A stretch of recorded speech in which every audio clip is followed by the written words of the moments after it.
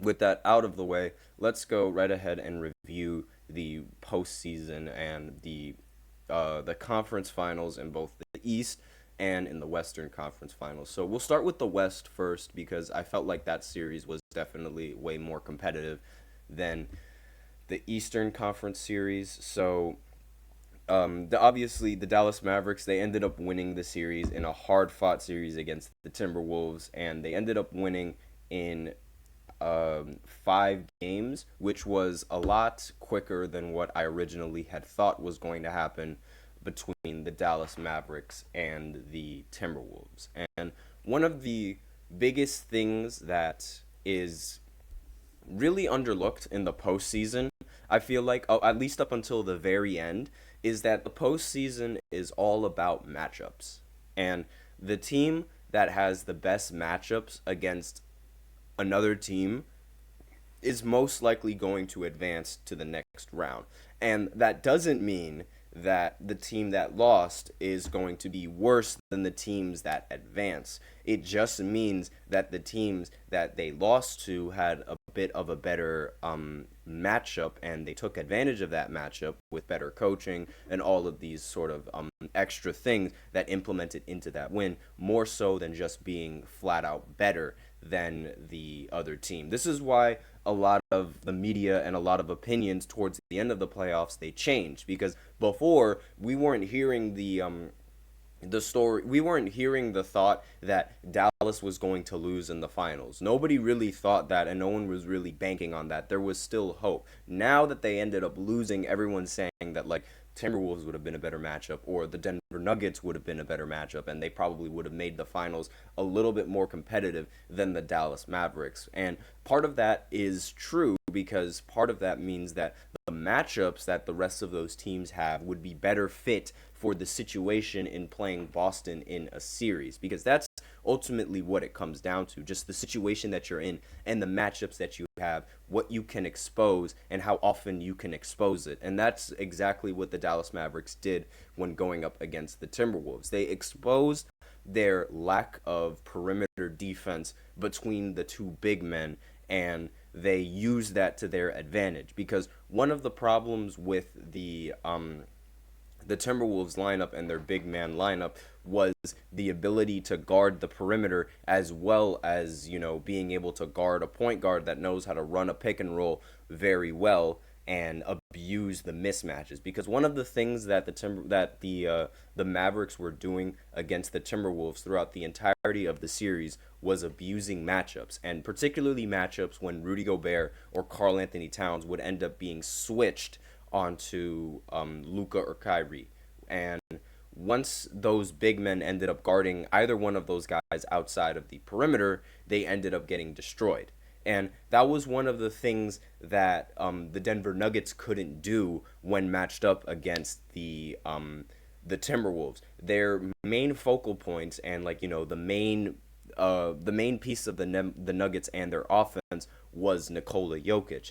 And being the fact that Rudy Gobert and Kat are both centers, it's easier for them to guard them, as opposed to, and being able to guard Jokic, as opposed to needing to guard two perimeter players that are fantastic with the ball. And that was sort of a thing that the Timberwolves struggled with, because while they do have Anthony Edwards as a competent perimeter defender, they didn't really have anyone else on the team that would be able to stop or slow down either Luka or Kyrie Irving. On top of the fact, Anthony Edwards and Karl Anthony Towns not being able to shoot very well in the postseason, that also played a major factor in the series, and sort of why the Timberwolves couldn't end up winning a single game, because, like, the games were close, and, like, the series, it was really close in the beginning, but the biggest problem was that the Timberwolves weren't capitalizing with their scorers. And if you're not going to, that was one of the biggest things about the Timberwolves, the fact that they were able to play really good defense on all of the teams that played in the postseason, aside from those two, because it's really difficult to guard Luka and Kyrie when they're both on an island, and when Rudy Gobert is guarding him. That was a game-winning shot that Luka Doncic took over Rudy Gobert. And that sort of summarized the entirety of the postseason. The fact that Rudy Gobert was unable to guard the pick and roll, unable to guard Luka on a switch, unable to guard Kyrie on a switch, and that was the big reason as to why the Dallas Mavericks were actually able to win the series in the end, on top of the fact that Anthony Edwards and Karl Anthony Towns shot very poorly. So what I see going in into the future with the Timberwolves is probably getting a bit more perimeter defenders to sort of help the team and on that defensive side of the ball, because in the paint you could argue that they have a very solid paint presence. I mean, Rudy Gobert, there's still his paint presence is a bit iffy in my opinion. It's up and down. It changes every single game, because you have one game where someone could, Jokic, he dropped 40 on him, and then you could have another game where he ends up stopping Jokic, like how it happened in the series. But that's sort of what I feel like, and that was the big reason why I think the Mavericks were able to win in this series, just abusing that matchup and being able to play that matchup to the best of their ability. And the fact that Kyrie and Luka were able to have great games on top of that while abusing that and being consistent also plays into a factor. So really, the Timberwolves, they could have won that series, but they just needed their offensive stars to be a bit more consistent when playing the Dallas Mavericks. And so for the Timberwolves, they have to be better in the postseason and better in those situations. And they have to be a little bit better on the perimeter side in terms of defense. They need to get better on the perimeter aspect of defense.